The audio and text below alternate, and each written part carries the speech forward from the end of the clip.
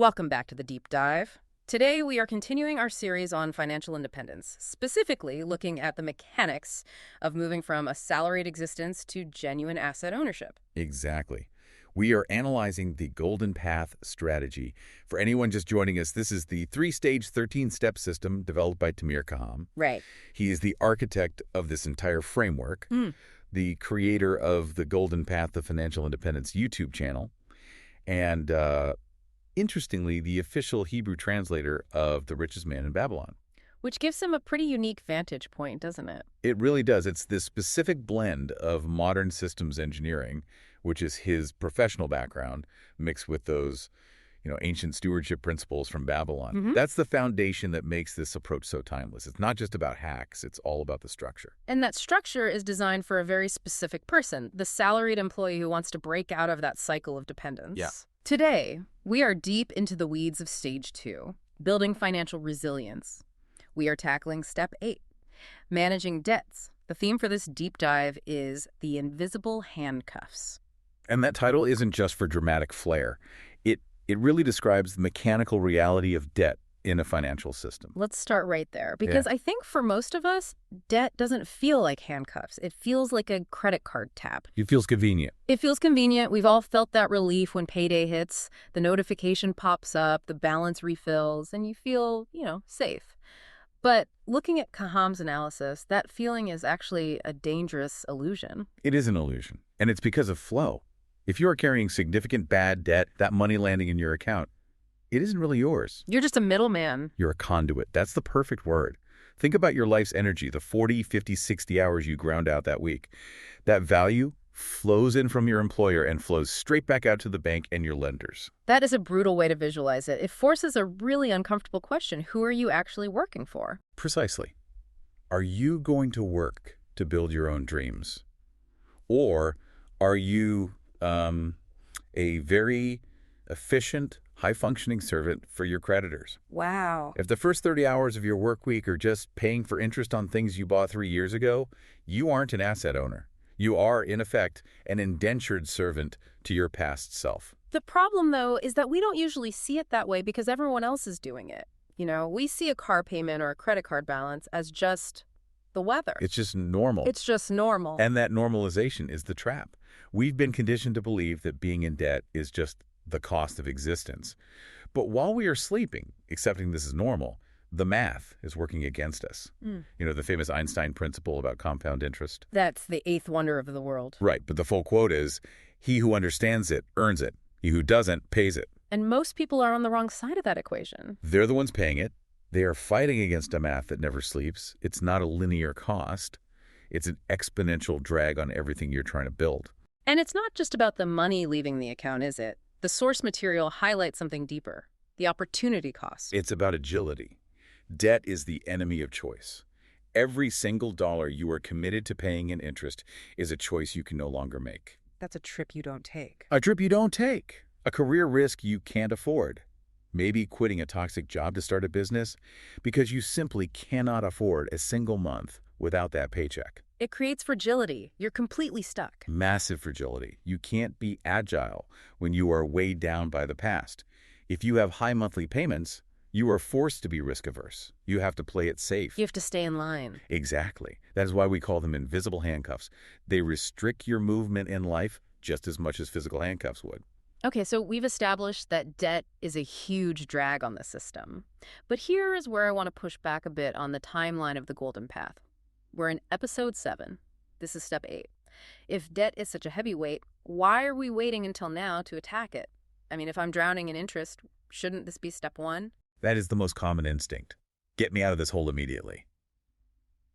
But from a systems engineering perspective, attacking debt too early is actually a design flaw. A design flaw. It usually leads to failure. Why? Because Step 8 had to follow Step 7, and Step 7 was establishing the emergency fund. The shield we built in the last deep dive. Correct. Let's play out the scenario where you skip the shield, you decide to get aggressive, you throw every spare dollar at your credit card to lower the balance. Okay. You have zero cash in the bank, but hey, your debt is going down, you feel responsible. Then reality hits. The car transmission blows up. Or you have a medical deductible. Something. You have no cash. What do? You have to put it back on the card. You are forced back into borrowing, usually at a moment of desperation. You cannot break the cycle without that buffer we established. You have to sever the dependence on credit for emergencies first. I see. It connects back to that rocket launch analogy we've been using. The emergency fund is like the heat shield. And step 8 is drag release. In the previous steps, conscious budgeting, stabilizing cash flow, the emergency fund, we were firing the engines. We built thrust. Right. But debt is the gravity. It's the dead weight holding the rocket back. Now that the engines are stable and we have our safety systems, we drop the clamps. We release the empty stages. This allows for the acceleration we need for the next stage. So we are cutting the weight. But we need to make a distinction here because I think debt is a pretty broad term. I mean, not all debt is created equal, right? I hear real estate investors talk about leveraging debt all the time. Of course. Does the Golden Path make a distinction between good and bad debt? It makes a critical distinction. Yeah. In this system, we categorize them very clearly based on their function, not just their interest rate. First, you have bad debt. This is consumption. So clothes, gadgets, vacations, the car loan. Anything that loses value or generates zero income. This debt is parasitic. It eats your future income to pay for past pleasure. This is the sand you cannot build on. And good debt. Good debt is strategic. It's growth debt. This is money borrowed to acquire income-producing assets, like a business loan for equipment that generates revenue, or a mortgage on a rental property, where the tenant pays the debt and puts money in your pocket. So the rule isn't never borrow money? No, not at all. The rule is be ruthless in eliminating bad debt. Be cautious and strategic with good debt. The metaphor Kaham uses is that you cannot build a skyscraper on sand. You must clear the sand, the bad debt, before you try to build the heavy structure of wealth. If you try to use leverage good debt while you are still drowning in consumption debt, you aren't building freedom. You're building a house of cards. That makes sense. It's about structural integrity. If you add weight to a weak foundation, the whole thing just collapses. Exactly. And this isn't just about math, it's about mindset. This feels like it goes back to that identity shift we talked about at the very beginning of the series. Right. The shift from employee to asset owner. Right, because an asset owner isn't just someone who has assets, it's someone who thinks a certain way. It is entirely about the mechanics of your thinking. An employee mindset relies on the next paycheck to cover payments. Yeah. When they look at a purchase, say a new car, they ask one question. Can I afford the monthly payment? And if the bank says yes, they buy it. They buy it. They even accept overdrafts as a kind of safety net. They're managing cash flow just to stay afloat, whereas an asset owner refuses to mortgage their future freedom for past impulses. Yeah. They don't ask, can I make the payment? They ask, does this purchase generate income or does it drain my system? The act of eliminating debt in step 8 is not just a mathematical exercise. Yeah. It is a declaration of ownership over your own time. You are reclaiming your future labor. I love that framing. It's not just paying a bill, it's buying back your freedom. Yeah. So let's get tactical. We have the identity, we have the emergency fund. Now we are in active combat. How do we actually attack this? The first step is the hardest, and it's almost entirely psychological. It's the inventory. You have to list every single debt. No denial. No hiding that store credit card you forgot about. You need to see the full enemy. Brutal honesty. Why is this so hard for people? Shame. I think it's shame. We hide debt because we feel we messed up. But you cannot fight an enemy you refuse to look at. Once you have the list, there are 2 proven methods to attack it. The snowball method and the avalanche method. Let's break those down because there's always a debate between the math nerds and the psychologists on this one. The snowball is the popular one. Yes. In the snowball method, you list your debts from smallest balance to largest balance. You completely ignore the interest rate. Ignore it. Completely. You pay minimums on everything, and you attack the smallest one with every extra dollar you have. So even if I have a huge loan at 20% interest, I should pay off the $500 medical bill at 0% interest first. That doesn't make mathematical sense. Mathematically, you're right. It's inefficient. Psychologically, though, it's powerful. You get a quick win. You knock out a debt in maybe 2 weeks. You see a line item disappear from your spreadsheet. You feel that victory. And that builds momentum, the snowball effect. Exactly. It keeps you in the game. Okay, so that's the emotional play. What about the avalanche? The avalanche method is the cold, hard, logical approach. You list debts by interest rate, highest to lowest. You attack the one with the highest rate first, usually the credit cards. Mathematically, this saves you the most money over time because you destroy the most expensive debt first. So which one does the Golden Path recommend? I mean, if this is a systems engineering approach, surely it recommends the mathematical one. You'd think so. But surprisingly, the expert insight here is nuance. The best method is the one you actually stick to. If you are someone who needs that motivation, gets discouraged easily, do the snowball. If you are a spreadsheet warrior driven by pure efficiency, do the avalanche. The fight matters more than the math. The key is execution. I like that flexibility. It recognizes that personal finance is personal. It's not just about the numbers. It's about behavior. And the execution relies on the steps we already did. We aren't just, finding money under the couch cushions. Right, we're leveraging the previous work. Exactly. You use the conscious budget from step 4 and the stabilized cash flow from step 5 to find the ammunition. You find any extra money. You strip the budget down. You pay minimums on everything else. And you throw everything extra at that one target debt until it is gone. Then you move to the next. It's laser focus. Now, I want to address some pushback I can imagine listeners having, because when you talk about stripping the budget down and focusing solely on debt, people get restless. And there are two big misconceptions that keep people stuck. The biggest one is usually about investing. People ask, shouldn't I be investing while I pay off debt?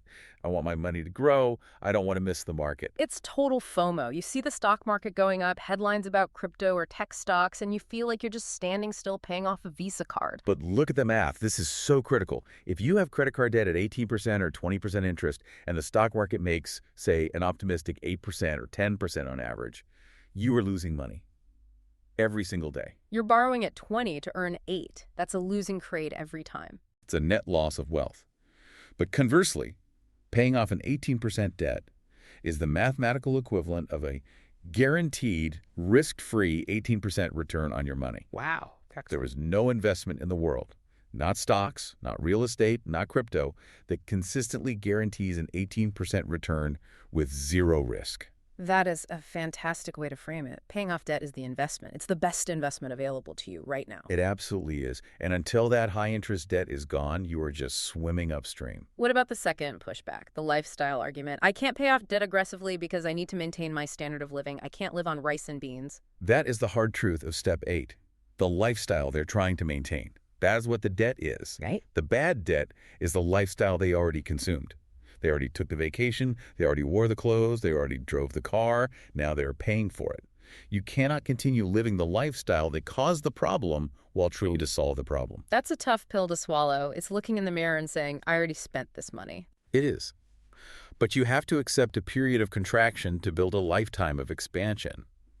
It's about accepting that the party is over so you can build something real. You have to decide if you want to look rich or be rich. You usually can't do both at this stage. It reminds me of what we discussed regarding the asset owner identity. The employee tries to look the part. The owner actually owns the part. Correct. And the owner knows that temporary sacrifice leads to permanent freedom. Okay, we are getting towards the end of this step, but before we wrap up, we really need to pause for something important regarding how people should apply this. Yes. At this point, it's important to pause and clarify something essential. This episode and this entire series is not financial advice. It presents a structured thinking framework only. There are no guarantees. Responsibility for decisions remains entirely with the listener. The fact that this strategy worked for its creator, Tamir Kaham, does not mean it will automatically work for you. Your circumstances, goals, personality, risk tolerance, and market conditions are different. You are responsible for evaluating and deciding what applies to your life.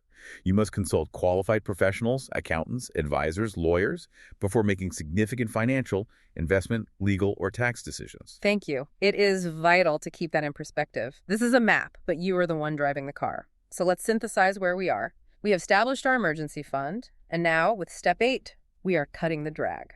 We are shedding the weight, preventing the rocket from reaching orbit.